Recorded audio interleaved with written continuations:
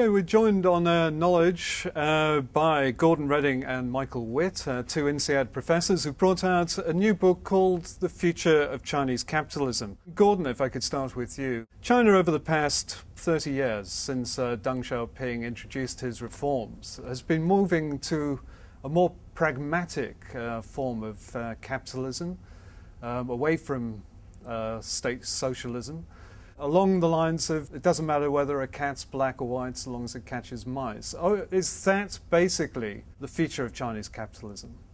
Interestingly, China does not have a grand plan for developing itself. It's very conscious that it's running the society as a series of experiments. But the freedom to experiment, you don't expect in what used to be seen as a totalitarian state. And the second feature of that process is the kind of tacit encouragement of variety. As a result of which, when we talk about Chinese capitalism, we really talk about Chinese capitalisms in the plural. And we make, like most observers, a simple categorization that there are three. There is the state sector, which has been in decline and is now being cleaned up by the state itself to be competitive. There is what's now called the local corporate sector, which is a kind of local state sector, very active, very efficient, and quite big in scale. And then there's the private sector, which is, in a sense, the traditional small and medium enterprise, family-type enterprise, which you always found in China from early periods. So there are three Chinese capitalisms so far in what remains still a very experimental process. And how are we seeing this evolving, Michael? The way this is moving forward is really a bottom-up process in which different localities will be doing different things and will be finding recipes that work better or worse. And then the ones that actually work better, they tend to get replicated. Now at this point, what seems to be the winning recipes, if that can be put in these ways, certainly here's the private sector, which most people would now estimate accounts for about 65% of Chinese GDP. The local corporate sector actually looks very promising. The state-owned sector is actually something that, with the exception of a very small group of firms, is mostly due to be phased out. Well, we've seen phenomenal economic growth in China, but from reading your book, I would take it that it's going to hit a wall sometime unless China develops institutions and institutional trust throughout society. Could you explain why that institutional trust is needed? Fundamentally, you can distinguish trust between two types of trust. One is personalized trust, interpersonal trust. The other one is institutionalized trust. At the personal level, it means I trust people. I trust that people will transact fairly with me, will not take advantage of me because I know them. And this is the sort of Guanxi principle. This is the Guanxi kind of principle, that is true. Now, the institutionalized trust basically means there's a system in place that even if we don't know each other, there's a system in place that enables me to trust that if we start to transact with each other, that in all likelihood, there will be no opportunism and will not be taken advantage of. Now, the question and the challenge for China is how to go from the more interpersonalized trust environment, as it is right now, to one in which trust becomes institutionalized. If you look at most modern societies, there's a very intense use of economic behavior in the society. There's a great deal of exchange going on, a great deal of trading, buying and selling, hiring and firing, borrowing and lending going on all over the society between people, many of whom are strangers to each other. So in a modern society, you can do business with a stranger because you're protected by the legal system, the property rights system, the information system. You can take the risk. In a developing society, a pre-modern society, you can only do business with people you know. So in a very crude sense, the wall which China faces, the barrier, is how to do business with a stranger, which is where the institutional trust becomes crucial. And the institutional trust, as Michael says, is partly law. It's also partly reliable information. And it's also partly the development of bodies in the society which are concerned with order, things like professions, like a bourgeoisie, like what elsewhere is called civil society. So it's a very complex evolutionary process, and of course all of those things have implications for the political structure. From what you're saying, that's also going to affect Chinese ambitions, the ambitions of companies to expand overseas. Yeah. Essentially, if they haven't got that institutional trust, that level of trust. Yeah, if you take it at the level of the organization as opposed to the society, they're very similar in many ways, but it's a different set of questions. The boss of a company, growing a company, maybe in the initial stages he would have started with almost nothing, built it up to maybe 200, 400 people, whatever it is currently. He's looking at global markets, he's looking at brand name building, he's looking at international distribution, he's looking at adding new technology himself rather than borrowing it. Now, all of those are managerial challenges. They're challenges as to whether that boss can build a complex organization at world standards of efficiency. Now, in some peculiar way, that also brings in the question of trust. Who can the boss trust to stay in the company and to behave like a professional manager? In the book, you have comparative business systems, and you spend a number of chapters looking at other countries. It seems to be that South Korea seems to be the model you're kind of thinking that China might be able to adopt, or at least be closest to going forward. Why do you think that? We look at 4 places: United States, Japan, Germany, and South Korea. And we're interested in these because, to a certain extent, these provide, well, give us a sense of what different kind of patterns, what different kinds of capitalisms are actually out there. So they stand representative for larger types. And of course, in the context of the United States, for instance, certainly Japan, certain aspects of Germany, but also South Korea, the chaebol, for instance, there, they also act as a model for China, and obviously China is looking at these places to see what can we take from them for our own course forward. It seems from our comparison that the closest, the most compatible kind of configuration would seem to be the South Korean. Well, we find a good deal of patterns here that we believe could travel. For instance, if you look at the dominant firm of business in South Korea, that would be the chaebol. These are large conglomerates of firms that are, well, not effectively family owned anymore, but definitely family controlled.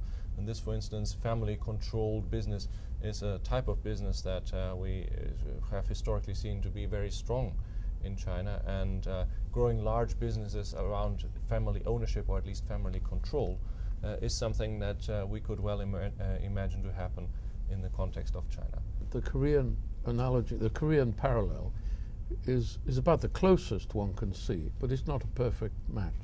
So it won't be a complete transplantation.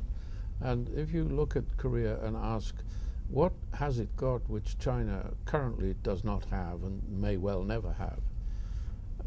The first thing is size. There's a huge difference in scale. Korea, although it's not the size of a city, is a lot more manageable than is China. That's the first difference. The second difference is that Korea has progressed much further towards political participation. It's a fully functioning democracy. That's a massive difference. The third is the intensity with which Korea has developed science and trained engineers and scientists to very high standards. So now, if you look at international patent registration globally, Korea registers 14% of the world's total of triad-based patents. China's figure is 0.5%. it's a very, very long way behind in terms of the innovation through science. So those are three differences which mean that you can't just take the Korean system and replicate it. It's a process over time where you might borrow parts of it and you might add something which is distinct, but it's not going to be a straight copy. The point about innovation is interesting because China is the manufacturing centre of the world, but it's essentially foreign companies saying we want to manufacture these parts to ship back elsewhere. Yeah. We're seeing little innovation at the moment from China. Do you see that changing at all? I would say it will change extremely slowly. If you take high-tech industry, you have to make a distinction between high-tech and mid to low-tech. High-tech industry, 80% of exports from China are from foreign companies, coming out of China, foreign-owned companies. So at the high end of technology, China depends upon foreign inputs of knowledge. In the mid to low level, China is strong, but it does not require much advanced technology. One of the difficulties you get in dealing with innovation is people often think it must be the science which is the problem. It's not that simple. You've got the science problem, or at least the science weakness, relatively speaking, but you've also got the problem of organizing, commercializing the science, which raises questions of the quality of integration across the society between the fundamental science laboratories, the venture labs, the venture capitalists, the organizers and entrepreneurs, the market makers, the capitalists, etc. That complexity of coordination is where China is weak. For China to be successful, it does not have to go high-tech. If you look where the comparative advantages of some of the other extremely successful nations are, if you look at Japan and you look at Germany, Germany at this point, I think, still the largest exporting nation in the world, even ahead of China. The comparative advantage of these nations is in what the OECD would call medium to high-tech, machine tools, transport equipment. You can quibble about, is this medium to high-tech or is it high-tech? But the point is that these countries, they are not so strong in what would be considered really high-tech, but they are very strong in these kind of mechanical systems. And they provide, for instance, many of the machine tools that are being used all over the world. So when Korea registers a comparative advantage in electronics, where does the equipment come from? From the Japanese. And so you can actually do very well without making into the high-tech bracket. Gordon, earlier you spoke about democracy. There was a feeling in the 80s that economic development would have to go hand in hand with political development. In the 90s, we didn't see that. We saw China surging ahead with the economy, politics changing very little. Is that going to be the case going forward? And presumably they don't have to adopt Western-style democracy anytime soon. No, they don't. They don't. Nor will they, I suspect. But to meet your point, there's an awful lot happening in that domain which deals with the issue of what you might call the engagement of the average member of the population in the process. Three things to give you an examples. The first is there's a great deal of grassroots democracy which is not acknowledged. I was in a small farming village a couple of weeks ago in China, talking to the local head man. You couldn't call him the mayor because there were only 200 people there, but he's the head man. And I said, how do you get to be voted to be chairman of the council? He said, well, we have elections every 5 years, and I put myself forward for re-election. And I was voted in. I got about 70% of the votes. And I said, what was the basis of the selection? He said, well, in this village, we needed to have a new road for the school. And we needed to get a small bridge fixed. And we needed to get a new teacher assigned to the kindergarten. And I got those done. And the people in the village thought I'd done a good job, so they re-elected me. And I thought, that's not much different from my village in France. And the participation rate was very high, small village, 200 inhabitants, of whom the electoral register had about 140, and about 130 people voted. Now, it's not a national democratic system, but it's a local democratic system in which people have a voice. And that's widespread in China, but not really acknowledged because it doesn't get into the headlines that Wen Jiabao has been voted in. But it's happening. The second thing, which is quite remarkable, is when it comes to economic decision making about things like allowing a new factory to be built, or rebuilding the road system, or opening a power station or something in an area of China. Important decisions. These are made locally. By locally, I mean in the town or the province or whatever the particular unit is, which is appropriate to that decision. They are made locally to an extent that is greater than any country in the OECD. And the data on this are very clear from an OECD survey. So China has achieved, against all stereotypes, an extreme degree of decentralization of decision making. And they have created a system where each municipality is competing with all the others for the quality of its economic development and the receipt of foreign direct investment, money from the government to build roads. And they have performance measures which are watched by the central government, but the decision to spend and the responsibility of generating revenue is local. So China is one of the most decentralized societies on earth, and it gets no credit for that because it's still seen by many people as a centralized, party-led state. It's not that simple. The third change is in recent legislation. I'm talking now of the last 5 years. Things like labor relations, labor law, property rights legislation.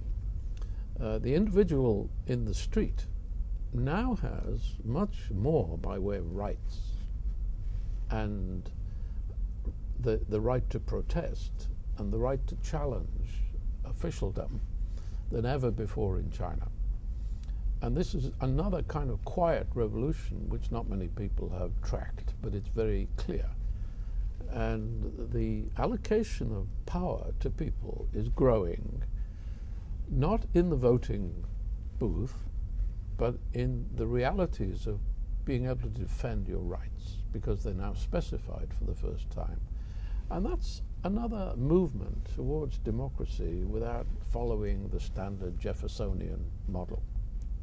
You may not end up with democracy, but there's a very strong sense that government is trying to be more responsive to people's needs, right? And that is basically seen as good governance. Okay, whether democracy, as we understand in the West, is necessary for that is exactly what is being debated in China as well. Just to rummage through the tea leaves, as I think you put it in the last chapter of the book. Without another emperor kind of suddenly appearing, and we have more or less the same sort of political scenario, how would you see the future of Chinese capitalism in 10, 20 years' time? Still taking a pragmatic approach, still experimenting? Certainly. I mean, the experimentation will continue. They have done extremely well with the approach of crossing the river by groping for stones, you know, the imagery. Namely the idea that we don't quite know how we get to across the river of economic development to the other side of rich country status, but experimentation has worked pretty well, so let's feel our way forward. So I don't really see, neither of us actually sees any big kind of deviation from a recipe that has worked extremely well. They're using evolutionary mechanisms to find, you know, how are we going to move forward. It's fairly straightforward for us to say what it's unlikely to look like. It's unlikely to be like the United States. In terms of technology, for instance, 10, 20 years, it will be very difficult for China to catch up. If we extrapolate growth rates in patterns that we've seen in China recently, which were very high indeed, but from a very low basis, and we extrapolate what the United States has had in the past, well, basically will be another approximately 30 years till China catches up with that. So, basically, it's to us it is not obvious that China will actually be even capable, not even to speak of, be willing to adopt an Anglo-Saxon formula. We also believe that Germany and Japan are difficult models to follow because there's very high levels in these societies of what is called societal coordination. Right? Basically, high levels of cooperative behavior among different kind of groups, actors in society, business associations, and so on and so forth, labor representatives. These have evolved over very long periods of time. So the most likely outcome, if we take any specific model that is around there, is South Korea, which also started development relatively late compared with all the other cases there, take off in 1963. Which has actually many parallels. You might call, for instance, some of the way you think about society or the authority structures in society, the Confucian influence, the importance of the family in business. So if we were to hazard a guess, which of these will it be most like, then we would say Korea is the closest model there. There's still barriers there. We have already talked about the institutionalized trust. Already said that the Koreans have made some progress towards overcoming these problems. Now, a key question for China, evolving large organizations, as the Koreans have, large complex organizations, will be precisely this question of institutionalized trust. Because without it, it's difficult to delegate. If you cannot delegate, the complexity you can handle will be limited, and that then would be a severe blockage on the way forward. Regarding the barriers, would Chinese economic growth hit a wall effectively if it does not develop its institutions? It's not that simple. It might, if you think of it as a sealed unit. If you think of it as a sealed unit, there are problems inside it which we think are virtually insoluble in the immediate, in the next 2 or 3 decades. So there is a wall there. The problems are complex coordination of an organization, serious advanced scientific innovation, and let's say the increase in trust is a barrier. Personalism is the third barrier. Now, you look at China and you say, given those, it's going to hit the wall. It's going to level off. It's going to get up to 15,000 US per capita and then stop growing, or it's going to level off. It's a problem. Now, if on the other hand you say China is not a sealed container, China is part of a very complex trading system and organizational system. So nowadays, and it's still hard to think of this, you don't have an organization with a simple structure which is based in one country. You have an organization which is doing design on a beach in California, doing manufacturing in Malaysia or China, doing R&D somewhere else, doing marketing in Latin America, Europe, Russia, God knows where else. It's all over the place. And if you break open the manufacturing, you find that is also distributed around the world. Now, China can contribute to those complex value chains by taking a chunk of what goes on and making money within that. It might be assembly, it might be R&D in some fields in the future, and it makes money in a complex system. And you have a company also in China, perhaps, which can subcontract to other societies what it needs to do. Therefore, the economic health of the individual units is based upon not what's going on in China, but what's going on everywhere, which gives it much more chance to survive in a healthy condition. If you go away from the organizational perspective, where you can distribute things and leverage different kind of characteristics in different kinds of places, and you go to the level of China itself, right? Then, of course, the picture may look quite different again, because obviously you cannot. So you will have the individual units, the firms, potentially doing well by distributing their activities. The question is, what exactly will actually happen in China if we just look at it from the perspective of the gross domestic product? Yeah. And if in that case China really gets stuck, and I think the sense would really be get stuck with manufacturing, and if we're absolutely precise, then China is the assembly workshop of the world at this point. If it really gets stuck with that, that would not be an outcome that China would be particularly pleased with, because that happens to be the relatively low value added bit of the entire kind of value chain. So consequently, individual organizations, of course, will attempt to acquire larger parts of the value chain also by going overseas.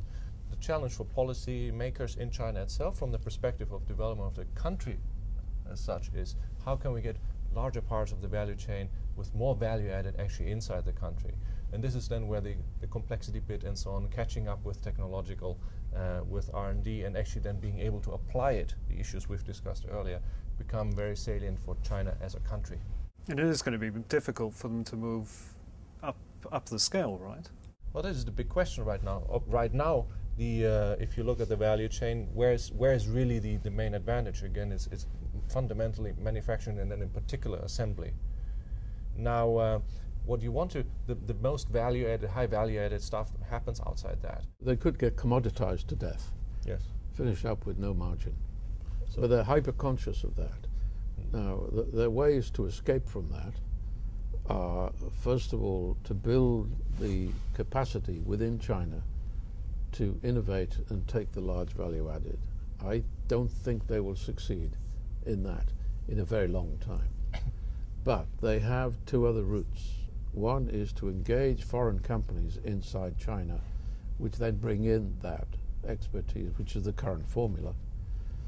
And secondly, to use their connections with the regional ethnic Chinese to do that trick for them. Because the regional ethnic Chinese, if you look at technology in Taiwan, for instance, as a way of expressing that, is extremely sophisticated. And they already have those alliances built. So they have means which they're clearly cultivating. And they will try all methods to escape that trap of being just a commoditized manufacturing system. A low-cost innovator, essentially. Yeah. It's a very dangerous position to be in, and they know it. The problem is that much of the economy, the small and medium enterprise sector, for instance, running in many ways on its own as a bunch of uncoordinated entrepreneurs,